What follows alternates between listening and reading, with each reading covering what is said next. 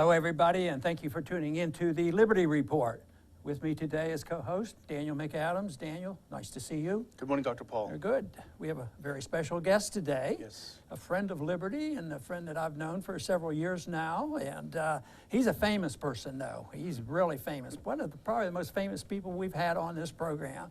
But he's a writer, an author, an investor, and he's well known. And I think the one thing he's best known for is a book he called The Black Swan, and that is Nassim Taleb. Nassim, welcome to our program today.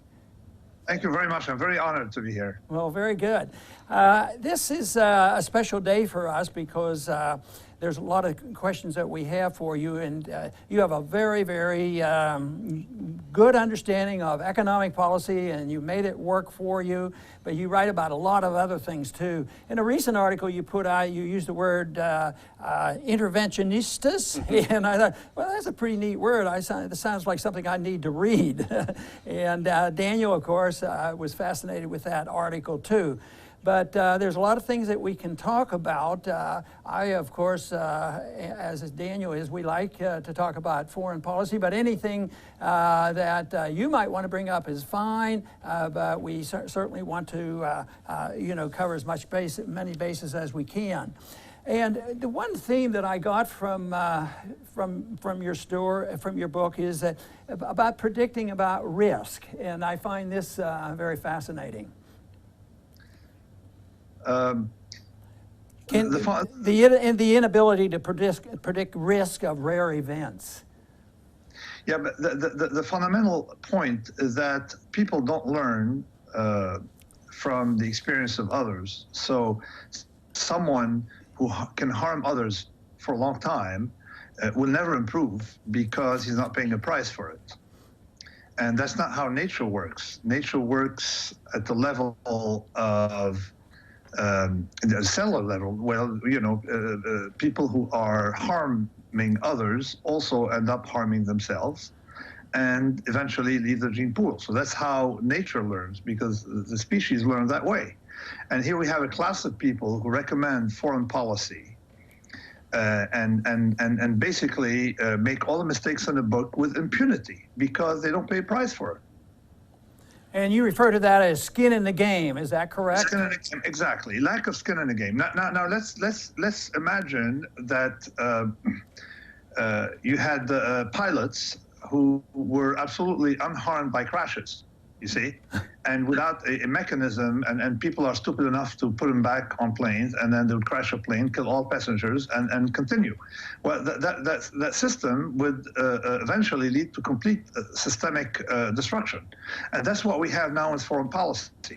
Foreign policy is largely determined by a minority of people in Washington who have a mental defect, the complete mental defect, and they don't learn from the experiences of others. They don't learn from anything. So, for example, people who are recommending an interventionist foreign policy in Iraq recommended again the same thing, to install democracy, so-called democracy, and then we'll see what that means, in Libya, and of course.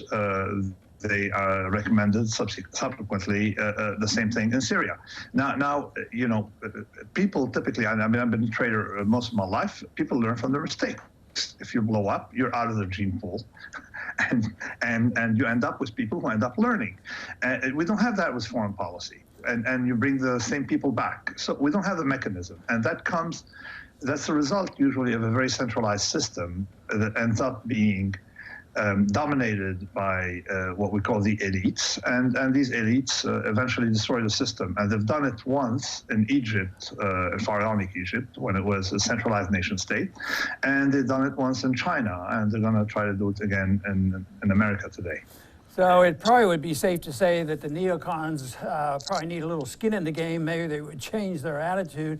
And also it sort of fits, my thought is that maybe this sort of explains why old people who don't fight wars are generally the ones who push us into war, and young kids who have to do with all the fighting. Unfortunately, too often those individuals don't do the fighting. And then, of course, one thing that was always annoying to me was to run into the chicken hawks, that we called them. Yes, they were gun-ho over all this war, but they never dared put their own skin in the game, you know, at an earlier age. And sometimes they'd get, and I don't fault them for trying to avoid the war, but I fault them for being willing to support the war. But when their numbers came up, they found ways to avoid the danger that they had to face. See, I don't think at any time in history have we had as many people transferring risk to others. At no point in history. I don't know, if you read the history of the Roman Empire, you realize that most emperors, less than a third of the emperors died in their bed, and you know, had life expectancy been longer, even fewer would have. So the emperors, many of them died in battle, and many of them were first in line in battle. Like Julian was first in line when he died, when he was killed by a Persian by a Persian spear on the frontier on that, and so. We never had that before, what we have today. So many people who sitting in the New York Times, Washington office, or sitting I don't know where, can dictate foreign policy at zero risk, while, you know, and of course an air-conditioned office and comforts of life. So we never had that before. Two things that we need to figure out, that even in nature, you have a predator-prey game that has to include some kind of reciprocity. It's never complete aggression. But with these people, we don't have these breaks. Daniel. Yeah, and it's interesting. It's not even do they operate with zero risks, and I'm thinking specifically here of those who populate the think tanks along the Beltway. As a matter of fact, when they do mess up, when things do blow up, they actually find themselves advancing. There's more money from the defense contractors to fix the mistakes. We're talking about yet another surge into Iraq and Afghanistan after the last several were such disasters. So they actually even benefit from their mistakes. But one of I found it was a little bit frustrating because I think you made the most compelling case against interventionism. We try to make the case here on the show so much, but you almost sort of boil it down into epistemological terms. The inability, the incapacity to acquire enough knowledge to solve problems where you have no skin in the game, you're not part of the process, you have no understanding of the cultures that you're operating in the arrogance of the people in the State Department who will come up with another idea or the next idea or another one. I think it's just so compelling, this whole idea of information, the inability to have information. Yeah, I mean, actually, I even speculate that if you send the people in the State Department, you put them all on sabbatical and let them do what usually people, low hormone people like them do usually, which is pottery or whatever it is, and would have a lot more peace because they mess things up. It is well known that in the early stages of a discipline, say medicine, you usually cause a lot more harm than good. And it takes a long time for a discipline to start improving. Now, meanwhile, these people manage to continue because at the macro level, you may never have convergence. Like in medicine, if a doctor kills too many patients, at some point, he or she will have to stop. Whereas in the macro world, you don't quite identify the source of the problem. You cannot really zero in on who caused it.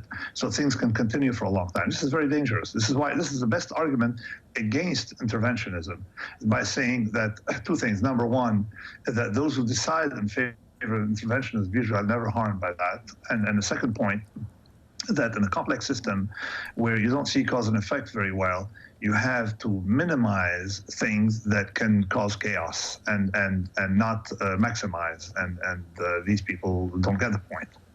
They're educated in the 60s and 70s, or educated today, but with books from the 60s and 70s, when we still didn't understand complex systems. Today we understand complex system, and anybody who knows complex system would tell you this is complete nonsense. Mm-hmm.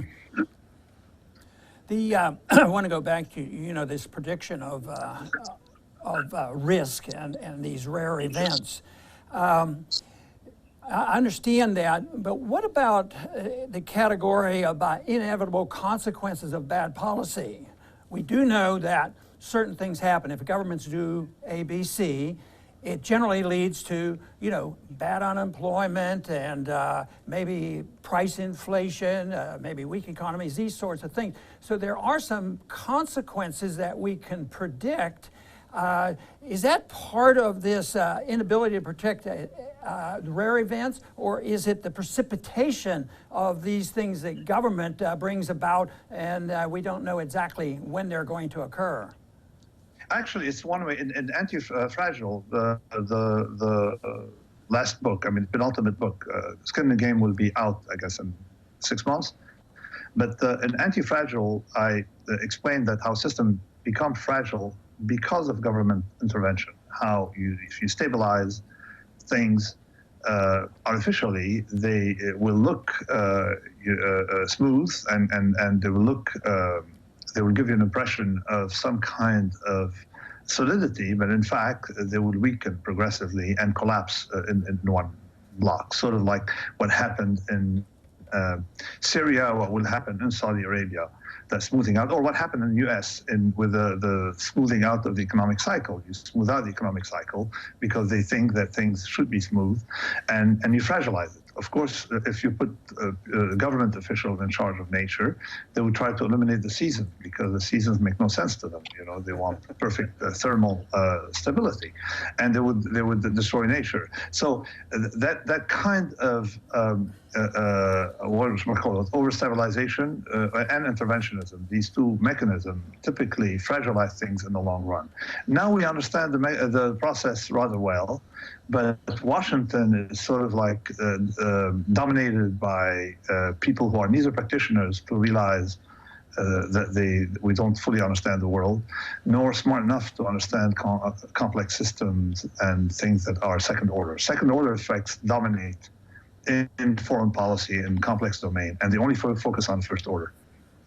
You know, you've talked a lot about the idea of the ludic fallacy, the idea that you can't understand real life through gaming. And as I was reading that, I was thinking of how much of our foreign policy is dominated by gaming. You always hear there's war games. You know, we're war gaming this issue, we're war gaming the other.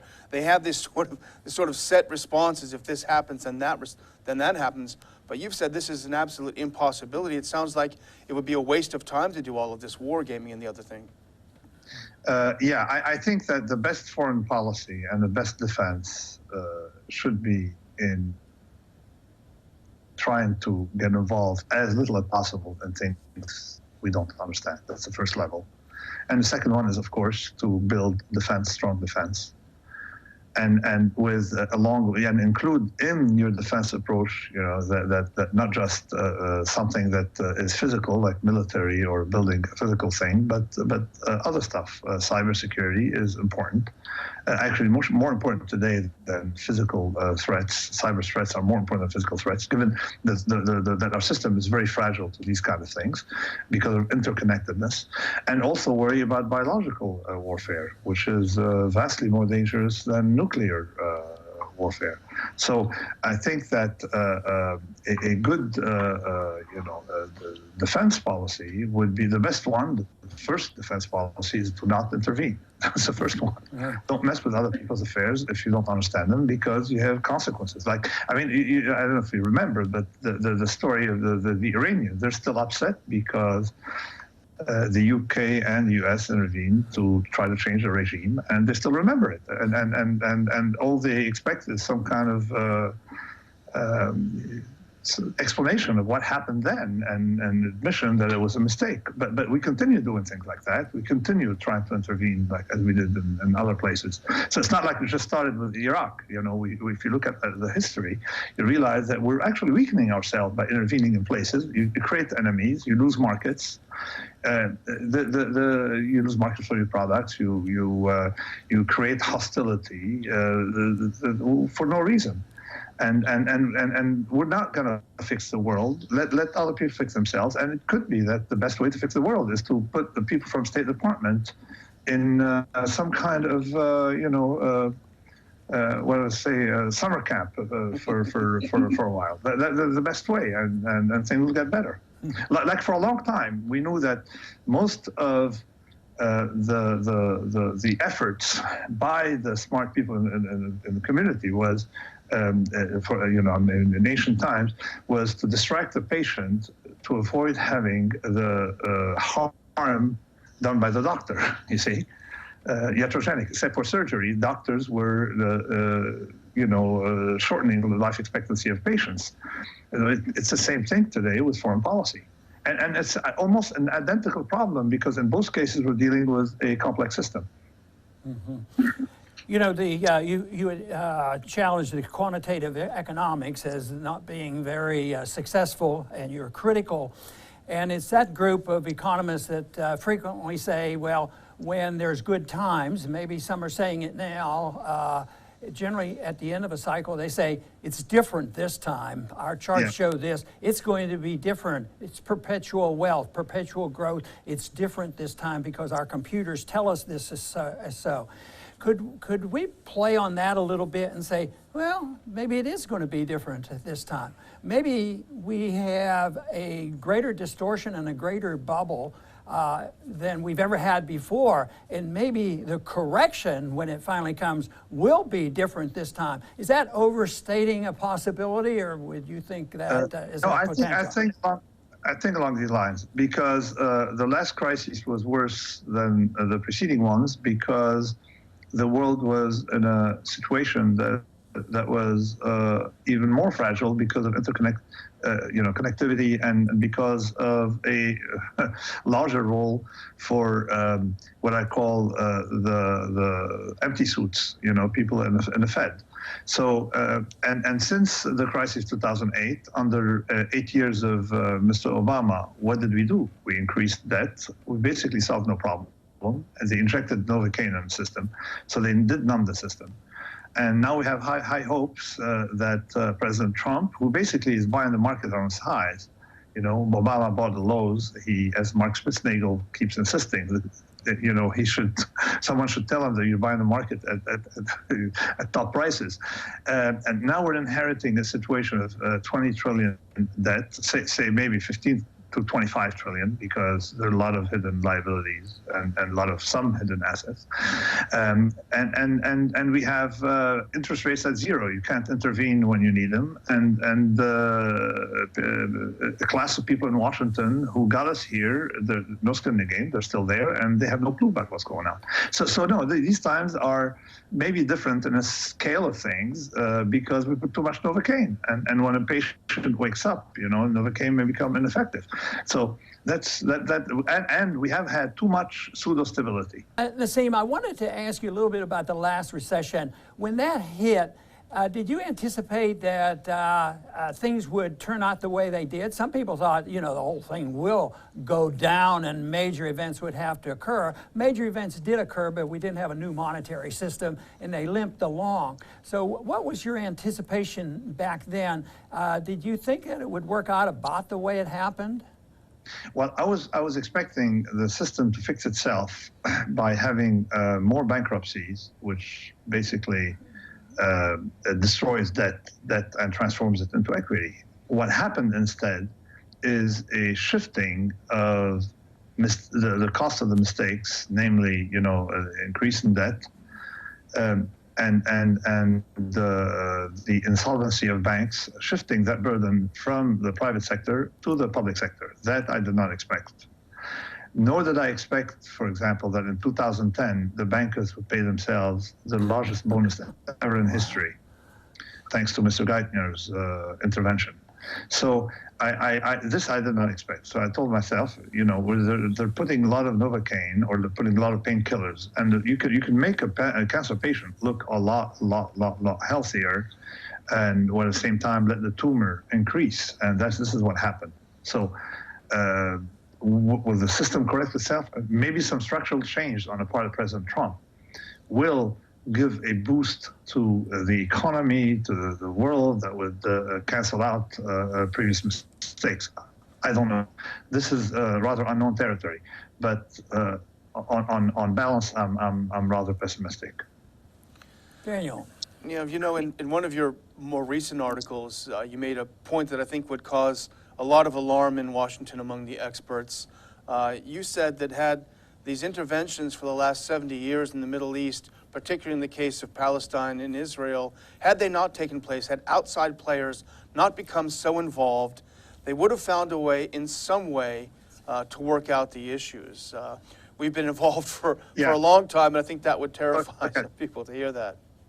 Now, let's look at the situation. 1947, if the Palestinians didn't get, if you let people decide, fight or bargain, do things, they would have ended up, the Palestinians would have ended up settling with the Israelis. 1947, of course, 1948, we had another chance, and it did not happen. And 1967, of course, and every time the Palestinian, got the worst offer. So it's sort of a situation where like missing an opportunity to miss an opportunity. Now, why is that so? Because in an organic system, people end up working out differences because you don't want to jeopardize your children's lives by playing geopolitics because of grand principles. Like Saudi Arabia initially, and then other Arabs were prompting Palestinians to resist. These guys are sitting in very comfortable homes, and the Palestinians were in refugee camps.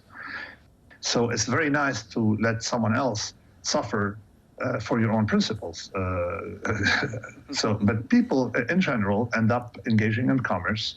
And I have some familiarity with the area, with the Eastern Mediterranean, which has always been multi-ethnic, multicultural, and particularly the cities, the Mediterranean seaboard, whether Smyrna, Thessaloniki, Beirut, Alexandria, Sidon, Haifa. You look at these cities, they had Armenians, Jews, Christians, Orthodox Christians, they had all these people, and they got along. Now you'd wonder, why did they get along? Because they traded. Because people but there was no state to come and determine how they should conduct their affairs and what principles they should follow. People decided with their own preferences, and they traded. And trade is the best peacemaker. Now, what you end up having now is people playing geopolitics, and I saw it during many wars when people play geopolitics, but the people on the ground don't really care about geopolitics. They don't care if the Iranians win or if the other side wins. They just want to have bread, good vacation, beer in the fridge, or if they're non-alcoholic beverages, a good life, not live in tents or live under, the shelling. So this is what I think, and I wrote a piece on it that was welcomed by both Israelis and Palestinians. They all said, yeah, it's right. You know what? If they leave us to their own devices, we probably would have settled, or would settle now. It's just that's this idea of having Tony Blair and all these people try to build a career for themselves, and of course eventually make some money on the side from claiming to be a broker. It doesn't work. You need skin in the game. Let people skin in the game decide on both sides.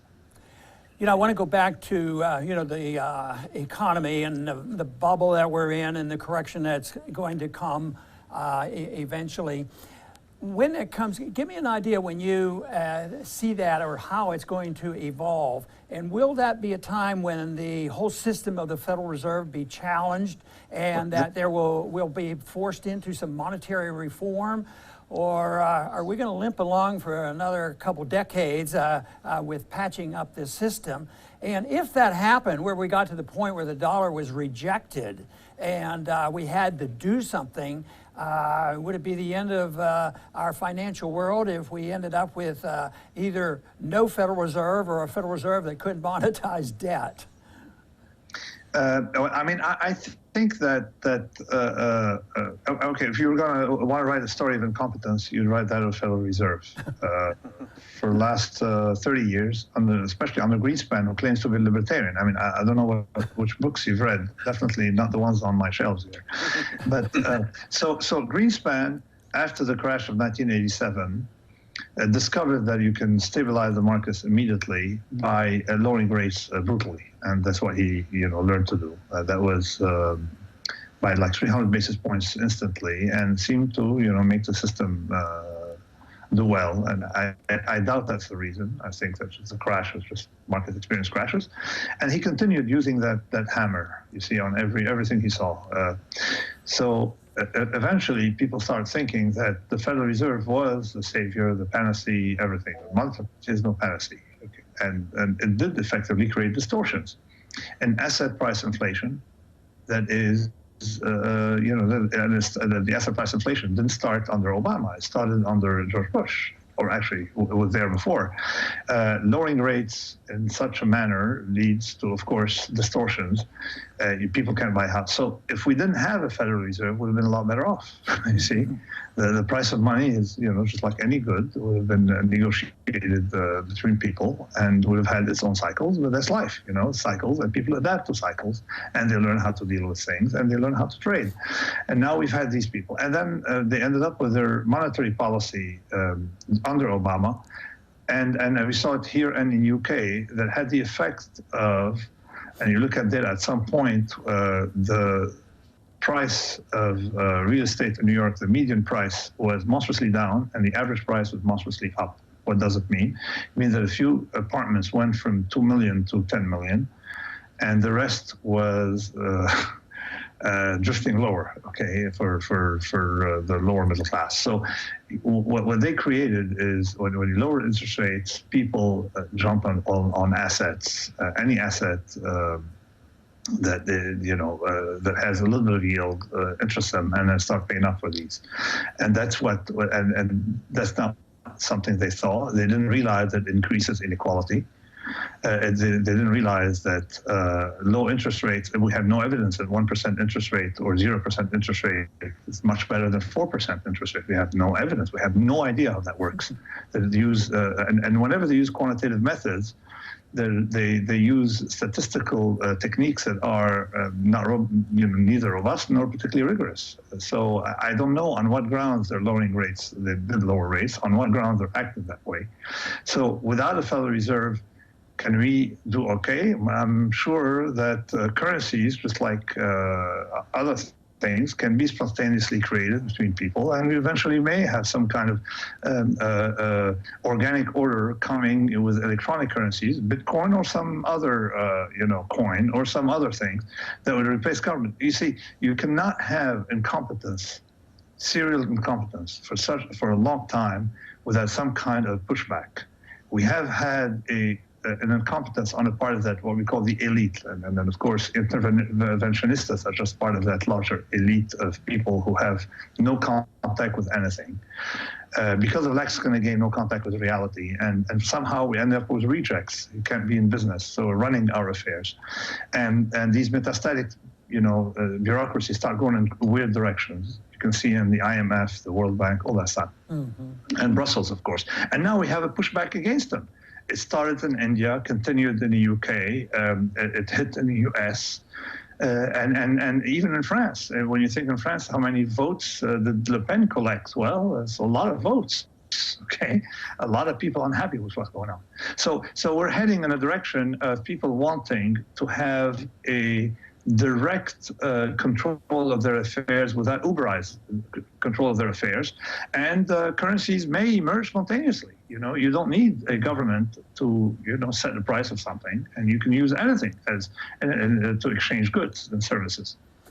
Well, go ahead. Sorry. No, I was going to say, I think it's a great analysis, and if you have a closeout on that to finish that thought, and then we'll be needing to go. Could you close that up for us? I would say that I'm okay. When I said earlier I was pessimistic concerning the state of financial markets. It doesn't make me pessimistic overall concerning the state of the world affairs, because I think that the future will be a libertarian dream, where we're going to be able to destroy what needs to be destroyed and build what can be built, in an emergent, organic, self-organized way. I think that it's a new era. When Ron, when you ran for election, we were still victims of the New York Times. The world has spent 50, 60 years where the news were one way. whereas traditionally, organically, news are two ways. He who gets the news also transmits the news, and we have that now on Twitter.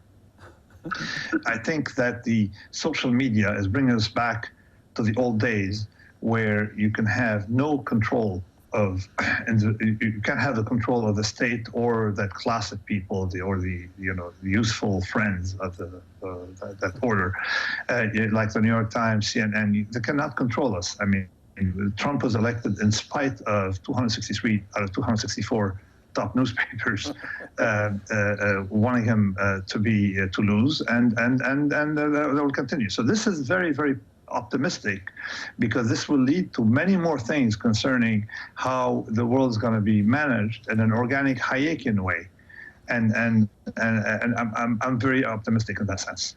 Well, that's a wonderful way to finish our little program here on a positive note. And I want to thank you, Nassim, for being with us today. This has been very interesting. I hope we can do it again someday. Thank you very much. I'm so honored to be here. Thanks. Okay. And I want to thank our viewers today for tuning in to this very important interview with Nassim Taleb. And please come back to the Liberty Report soon.